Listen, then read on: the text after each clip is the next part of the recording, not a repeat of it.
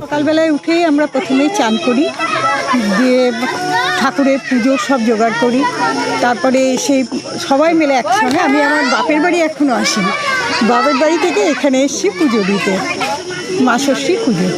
জামাইদের জন্য যে কী কী করছেন?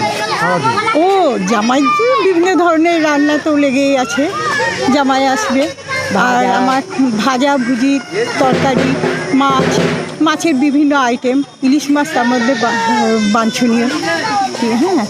আর তারপরেও যে সকালের জলখাবার হয়, দুপুরে ইলিশ মাছ তো থাকে, বিভিন্ন ভাজা ভুজি, বিভিন্ন তরকারি থাকে, তার সঙ্গে পোলাও।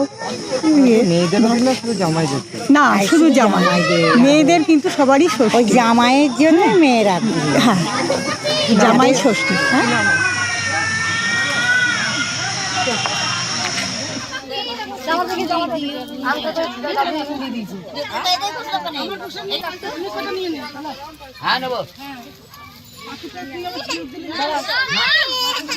মায়েরও ষষ্ঠী, আমারও ষষ্ঠী, সবাই মিলে দিয়ে পরে ষষ্ঠী সমস্ত পুজো হলো, এবার বাড়ি গিয়ে আবার খাওয়া দাওয়া চলবে, বাঙালি যেটা হয় আর কি, ষষ্ঠী খাওয়া দাওয়া।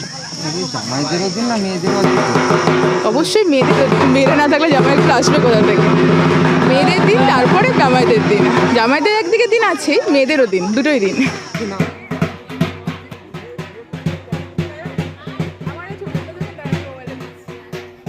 পুজো পার্বণের মাধ্যমে যেটা প্রতি বছরের নাই, এখানে সাধারণ যে এই এলাকার মানুষ তারা ভক্তি শ্রদ্ধা করে আসছেন এবং তাদের প্রত্যেকে পরিবারের সকলে মিলে এসে এখানে পুজো করছেন, পুজো দিচ্ছেন।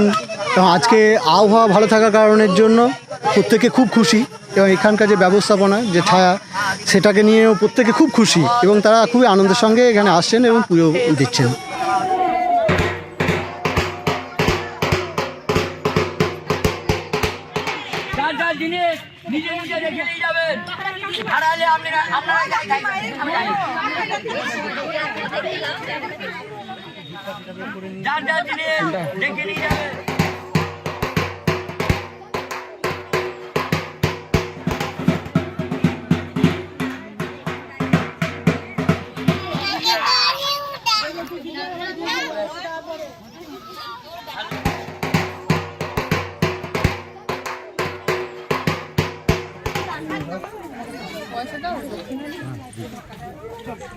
এখন ফেসবুকে করতে